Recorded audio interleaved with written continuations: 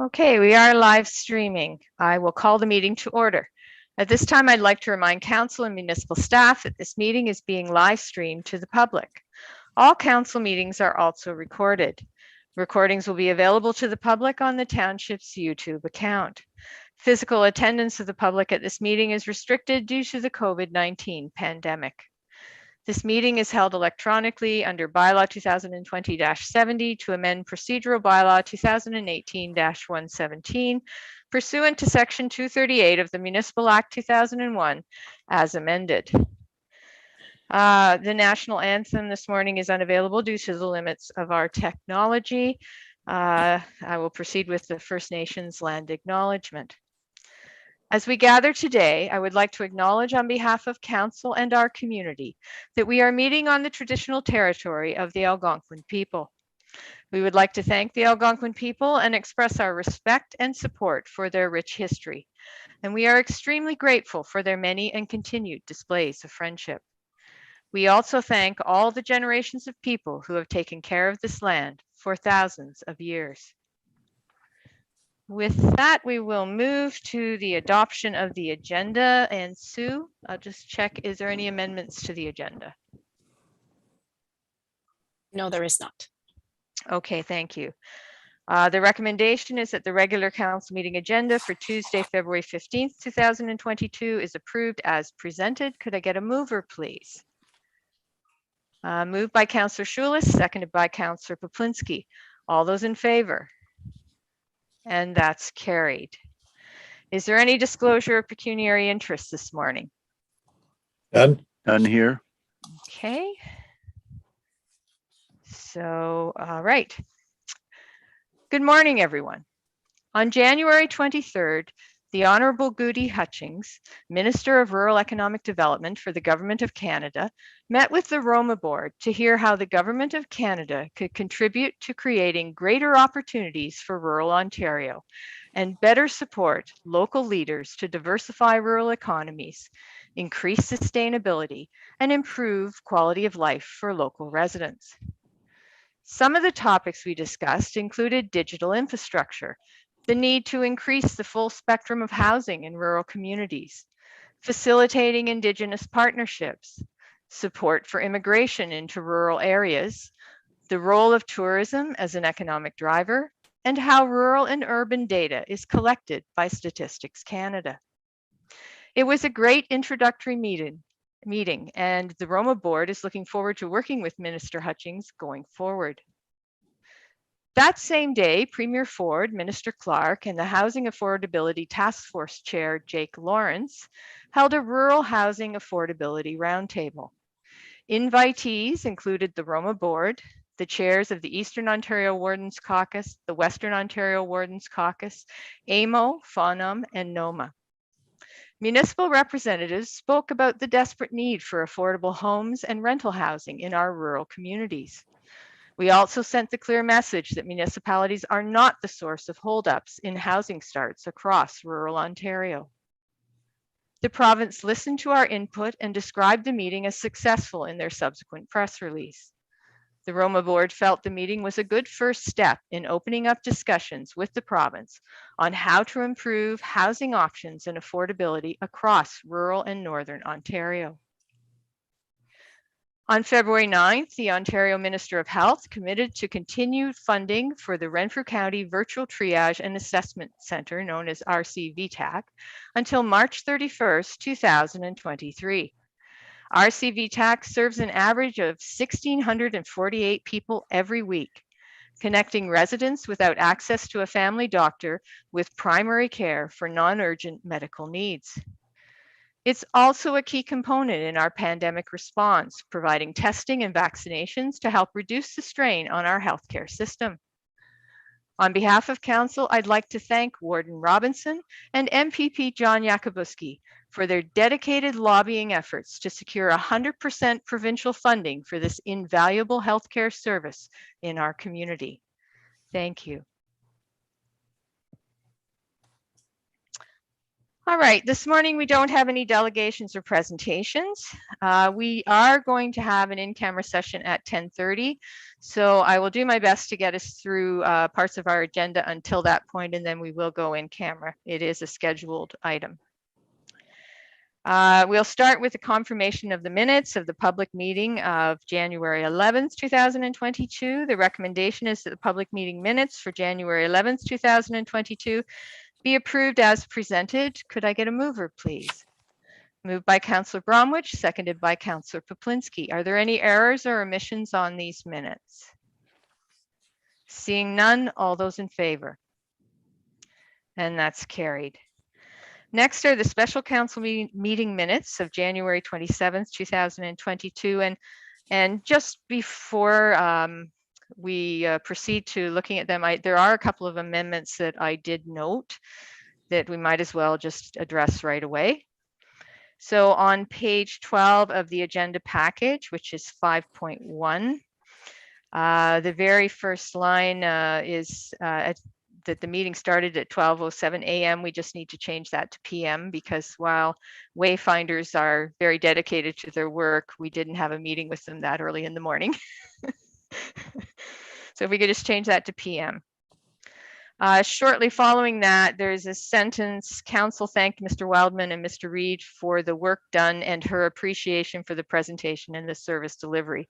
If we could just thanked for the work done and expressed appreciation for the presentation and the service delivery. The her doesn't make sense in that context. And I think there was one more, which would be on page 13 at the end. Okay, so I think it's 1, 2, the third paragraph down. It says, explain that the County of Renfrew comprehensive zoning will be updated in 2023. If we could explain that the County of Renfrew has scheduled the Township of Madawaska Valley's comprehensive zoning bylaw update for 2023, just so we're clear that it is our comprehensive zoning bylaw that is going to be updated. The county's official plan is now complete. And I can send those specific changes to the deputy clerk if council is good with them. Does anyone have any concerns with those? Those are just clarifications. Okay. So with that, the recommendation is that the special council meeting minutes for January 27th, 2022 be approved as amended. Could I get a mover? Moved by Councillor Schulis, seconded by Councillor Wilmer. All those in favor? Oh, wait, sorry. Are there any other errors or omissions? Just in case I missed something. Anything else? Okay, no. Then all those in favor. And that's carried. All right. Next is, where are we at? Okay, we got lots of time. Council and committee meeting minutes for February 1st, 2022. Just give me a chance to get caught up here. Okay, page 19. All right. So, just making sure that I didn't have a, okay, I think I did have one. All right, I do have one amendment. Bear with me, council. On page 19, if you look at firefighter certification, it says, Mayor Love noted that the environmental registry and proposed draft registration, that would be regulation, is challenging to understand, especially the requirements needed for each level of response. That was what I would like to clarify that too. It is regulation, it's not a registration. I didn't have any other in this set of minutes, but did anyone else have anything, any errors or omissions? Okay. All right, so then the recommendation would be that the council and committee meeting minutes, including all committee recommendations for February 1st, 2022 are approved as presented. Give me 1 second because we're changing how we do this. And what I don't have and I'm sorry because I've been juggling a lot this morning. I'm going to ask council, are there any of these recommendations that you'd like pulled from the report to discuss? We're doing a consent agenda with this now. So is there anything in the recommendations from council and committee that you wish to discuss? Councillor Poplinski. I'm not so sure what you're referring to. Are we referring to the whole minutes of that particular meeting? Because Yes. okay, I have a question regarding the short-term rentals. Okay. All right. So there's no recommendation specific to that, and I was going to bring this up under business arising from the minutes. That's fine. Okay. Whatever you do it at your convenience. But do you have any concerns with the actual recommendations in those minutes that you would like No. to pull that one? Okay. I do not. Okay, so we'll talk about that under business arising because we do need to seek some clarification. So if no one has any concerns with any of the recommendations, then we're going to do this as a consent agenda. And the recommendation, therefore, is that the council and committee meeting minutes, including all committee recommendations for February 1st, 2022, are approved as amended. Could I get a mover for that, please? Moved by Councillor Bromwich, seconded by Councillor Wilmer. Is there any discussion on that recommendation? Seeing none, all those in favor? And that's carried.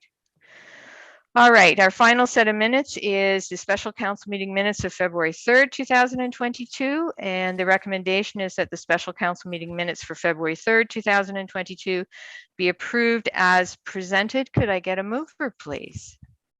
Moved by Councillor Poplinski, seconded by Councillor Schulist. Are there any errors or omissions on that set of minutes? Seeing none, all those in favor? And that's carried. Okay, we're at business arising from the minutes, and actually Councillor Poplinski has pointed out something I wanted to take council back to and look at how we are doing things.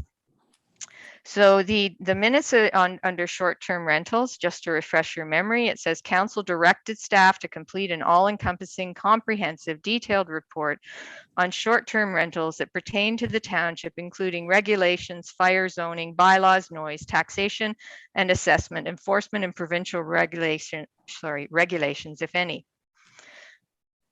Wow. When I read the minutes, I was struck immediately by 2 points.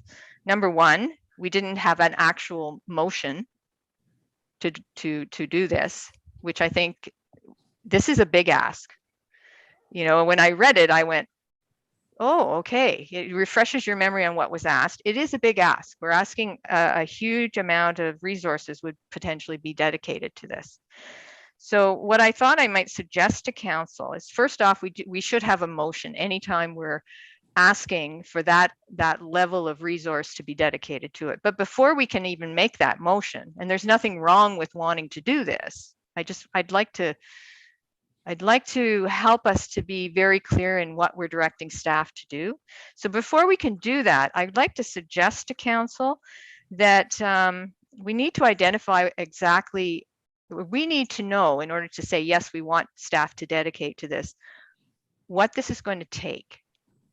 So I think what we need is we need to request that the CAO clerk report back to council, outlining the staff and possible external resources needed to complete this comprehensive detailed report that's been requested, and the anticipated timeline to do so. I think if we give our staff that opportunity to look at what we've asked, that we think we might want, and just report back to us. So council is very much aware of what this ask entails and how much resources will need to be dedicated to it. Then we can make a better informed decision about how we want to proceed with that, and you know, whether or not we feel it is a priority. Thoughts on that? Because right now we've just asked for something that's all encompassing and we have no idea what the ask is. Councillor Poplinski. Thanks, Mayor Love. I don't have an issue. I think it's good planning to be a little more organized in the fashion you describe. I'm just concerned that it's going to get kicked down the road. And when I look at this issue, and it's not only it's an expensive issue for our personnel in in the bylaw and so on. But it's also, we're putting out money for the betterment of the people that are coming up and taking advantage of this short-term rental, providing a lot of service. And I just want to see as much income as we can get back from it. And if it was suggested that we had 68 of these particular places that could be tax levied or permit required or whatever, and if we know of 68, there's probably a lot more.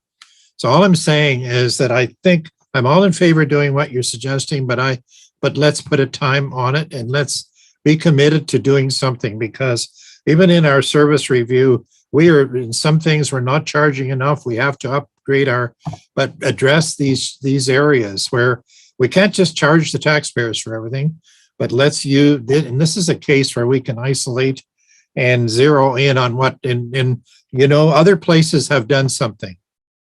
And I'm not sure how much time they took to do this, but I'm very concerned if we kick it down the road to later that it's not going to get done. And I think it's a priority. Thank you. Okay, thank you. No, I agree that council needs to make an informed decision about this and understand what's involved. And I think while we had great discussion at that meeting, and I'm sure that when the CAO reports back to us, we'll have some more great discussion, but it'll be an informed discussion in terms of having the response of our staff that lets us know what's engaged in this and what they feel they can do, because we all know that they are all very busy, what they can do themselves. Is there something about this to do it properly? Because I'm fairly certain that council doesn't want to do this half-heartedly or poorly. We'll only end up in trouble. If you're going to do it properly, we need to know what that's going to take. And that's what I'm asking, that the CAO would bring that information back to us after she's consulted with our department heads and the fire chief, the officers and individuals that will be part of the process of enforcing this, because you need to know those things before you can determine what a fee is. You need to know what it's going to require. So I think even to produce a report back for council, this isn't going to be a 2-pager, right? That's not what we're asking, because if we are, I think we're wasting our staff's time. We're asking for something a lot more comprehensive. We want them to think about this and get back to us with their advice about what they can and can't do, what impact it'll have to the services, will it have an impact on our staffing level, and what fees should we be charging to ensure that we're not enforcing rules or licensing onto Airbnbs, and then that's actually costing our taxpayers more money because we're not properly compensating for the cost of doing that. So my suggestion to council is strongly that, especially with this kind of a subject that is very complex, we need to hear back from staff. What do they think is involved in even producing this report? So we know. So we're making an informed decision as to whether or not we wish them to proceed. And that's a decision of council. I have no one way or the other on that. I'd like the information first, though. Any thoughts on that? Councillor Wilmer. Thank you, Mayor Love. Yeah, I agree with your approach. I think that is necessary that we get a comprehensive report back first, so we have clear direction on what we want to do, what resources will be required, everything like that. But I also think Councillor Poplinski is right. I think we need to put a timeline on it, just to give us some ideas, and so it doesn't drag on and on and on. And I think having a report like that with timelines attached would really help keep this moving, because we do have to move forward with this. Okay, so perhaps I'll ask the CAO what she figures is an appropriate timeline to consult with her staff about this and bring back to council the information on their best thoughts on how we could do this. Sue? Sorry, putting you on the spot. No, that's okay. I was just drafting a proposed resolution with that direction. And I would suggest that April council and committee meeting gives us enough time to consult with some stakeholders and adjacent municipalities. There's a lot involved as it pertains to impact of the building department, the fire department, MPAC, taxation. If someone is using their basement downstairs as a room for Airbnb, does that mean that they need to ensure it's inspected for fire separation? Building code, does it affect their assessment? There's a lot of implications, I think. And the only way to start with that is to reach out to some stakeholders and some municipalities that have already done this review. And I think because it impacts most of our departments, including taxation, building, fire, and the planning, we do need that full month to be able to compile that information. So I would propose that the April Council and Committee meeting. Okay, and that you'll come back with a report, and that report would further indicate to council, it's going to indicate what resources are needed to complete a comprehensive report. That's right. That's what we need to understand, and then we can make a decision about proceeding with that. This may require some outside assistance because our staff is already very busy. So if one of our departments is coming back saying, well, I'm not sure we have the time to really engage in this in an in-depth way, we're going to have to see how we can work with that, right? I just think it's important we hear back from them first before we make this assignment, because we're dedicating a significant amount of the municipality's human resources to this. So we need to be mindful of that. Any concerns? Any discussion? Okay, so the CAO will bring us that back in April, and that will give us a good idea of what it's going to take to do this comprehensive report. And then we can decide as a council, is that something we wish to proceed with? And we can then give direction to do so. So Sue, also make sure that you're providing council with any external costs that you may identify that would be involved in this process. I'm not saying there are any, but if you do, it's important that we know that, because we are also looking, we are coming up on budget. Okay. Perhaps if there is something, we could discuss that at budget time, if you could just make a note on the side, because I think we'll be doing budget before you get back to us in April. No, we won't. It's after the April 1st meeting, or the April meeting at the beginning. Okay. All right. So do you have a motion to give that direction? Because we need to do this properly.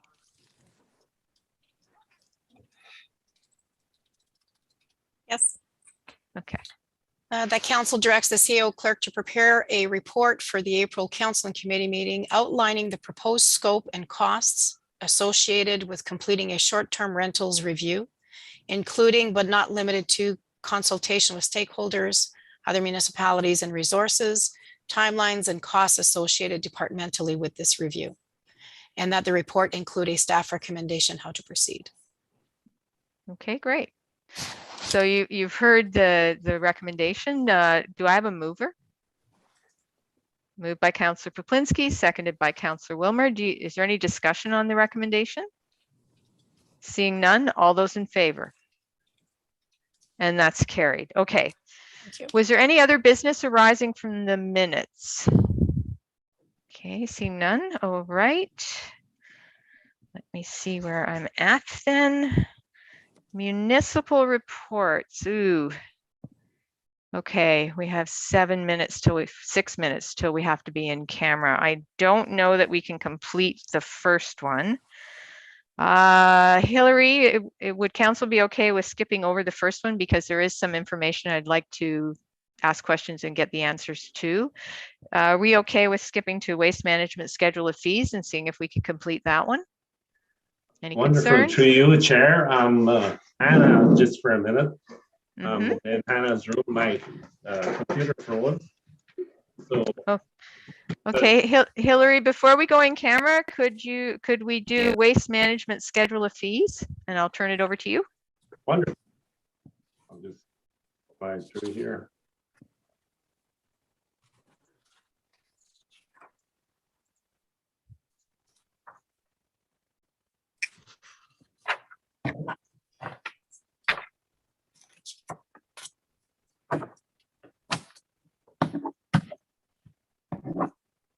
Okay, may I proceed? Absolutely. Okay. This is such a luxury when nobody's free. Okay, so I did some with the Wayfinder report. We right away knew that our C&D in particular was out of whack. So I actually brought the Wayfinder report to one page. It is everybody on page 77 of 137. So as you can see, if you go across the line, Madawaska Valley, I only benchmarked the tandem. Everything is relative to that at the waste site. And it's, so if you do the multiple, a tandem truck industry standards is 10 meters, cubic meters. So it simply equates to $35 a cubic meter. And that's what's been going on. The half ton was showing up as 20, but we have to adjust those once we go to the next step. So this is a two-part approach. For cubic meters, I brought that into the $52.50 cubic meter range. And then everything would be reflected against that. Half tons, single axles, triaxles, etc.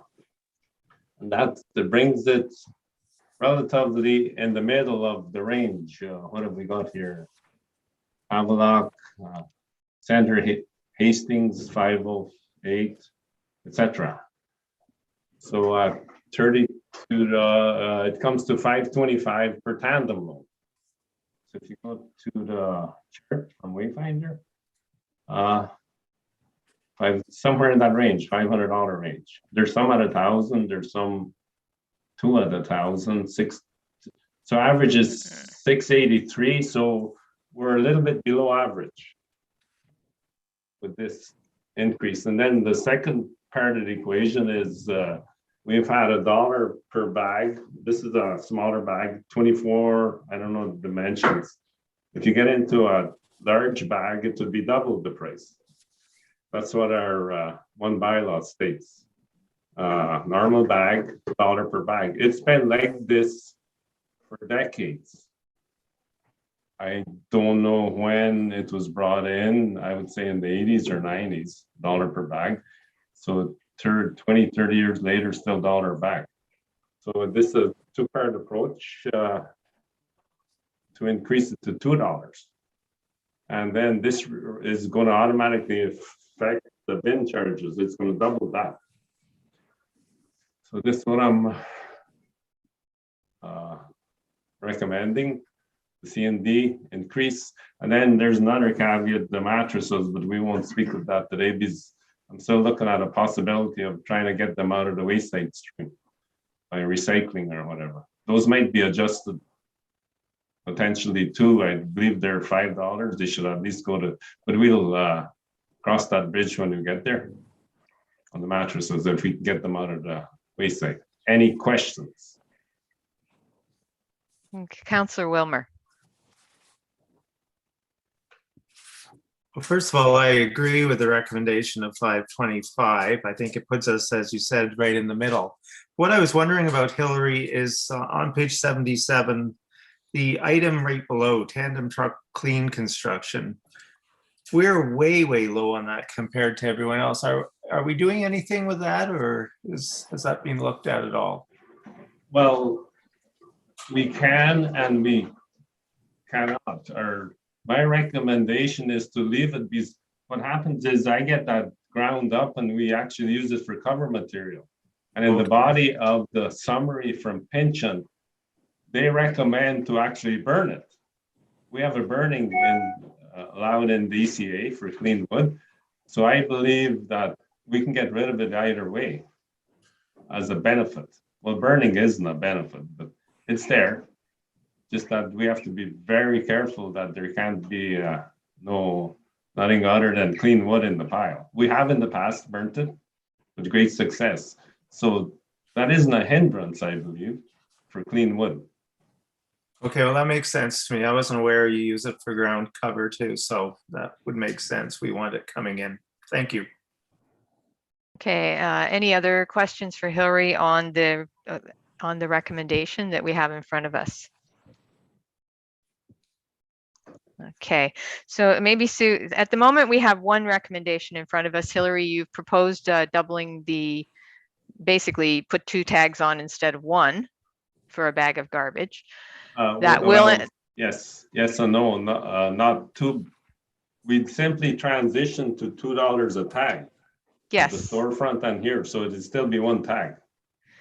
but if a red and white tag is $1, obviously if we're ordering more tags, we've got to order a different color tag in order to say this is a $2 tag, because there will be people who have the red and white tags. So 2 red and white tags is $2. So when if council was to make a change, then at that point the change occurs, you'd have to put 2 of the tags we currently have on. When we order more tags, we can order them in a different color, and those will be $2 a tag when they're purchased. Okay, I never thought of that one. Yeah, so But that do- changes the fee structure easily for the per bag price, if that's what council wishes to do. Perhaps, I think if you could, because you haven't given us a recommendation on these things, if we could come back to this, and if you could possibly look at, is there a way to phase in the increase to the IC&I sector that's related to the volumetric pricing that we have on that sector?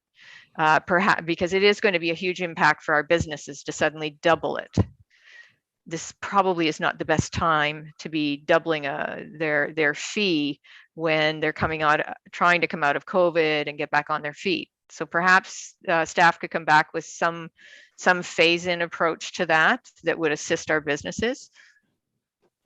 Could I suggest that we bring that back to the next meeting, and then council can have a proper debate on it? Because at this point, I do have guests in the waiting room for the in-camera session, and we do have a recommendation that only in front of us that only includes the construction and demolition fees. Councillor Poplinski. Yeah, thanks, Mayor Love. Just a short comment, and my memory goes back to probably 5 or 6 years ago when this topic came up again about doubling the bag rate. And there was I remember very distinctly being told that this was contemplated and maybe even had been instigated, in the negative reaction where there was a lot of garbage along the roads where the staff had to then pick up and so on. And I remember the reason for it staying at $1. And I'd like to see it increased. However, if there's negative implications in that regard, and Hillary, perhaps you've been around, and I believe you were part of that report that came to our table at that time. You may want to talk about that. I think that's something we can, I think I'm asking Hillary to bring that back to us so we can have a Sure. proper debate on that specifically. And he can bring back any information about that as well, Councillor Poplinski. At this Thank you. point, absolutely, we'll make sure we have a good, thorough debate on this as a council. At this point, we do have a recommendation that isn't impacted by that information. Sue, could you read the recommendation? That council approves the operations manager recommendation to amend the schedule of fees bylaw to reflect the increased construction demolition fees to $525, which is $52.50 per cubic meter at the Bark Lake waste site. Okay, could I get a mover for that? Moved by Councillor Bromwich, seconded by Councillor Wilmer. Is there any discussion on that recommendation? Mayor Love, can I just add clarification? Yes. I want to ensure that council understands when we bring back the recommendation as it stands, when we bring back the schedule of fees, you will see the increase to the half ton, the trailers and whatnot, because their formula will include the $52.50 per cubic meter. Okay. All right. Is there anything further on the recommendation? All those in favor? And that's carried. All right, at this point in time, we do need to do an in-camera session, and I'll just find the recommendation. The recommendation is that the meeting enter in-camera session to discuss matters pertaining to the security of the property of the municipality or local board, personal matters about an identifiable individual, including municipal or local board employees, a proposed or pending acquisition or disposition of land by the municipality or local board, Ontario Municipal Act 2001, Chapter 25, Section 239, 2A, B, and C. We will be doing in this particular in-camera session, number 1 will be Frank Cowan Insurance, which was scheduled for 10:30. Number 2, report from treasurer dated February 11th, 2022, Cowan Insurance Group, Manulife Employee Group Benefits. And number 3 will be the council and committee meeting minutes in camera of February 1st, 2022. Could I get a mover, please? Moved by Councillor Poplinski, seconded by Councillor Wilmer. All those in favor? And that's carried. So Gwen, if you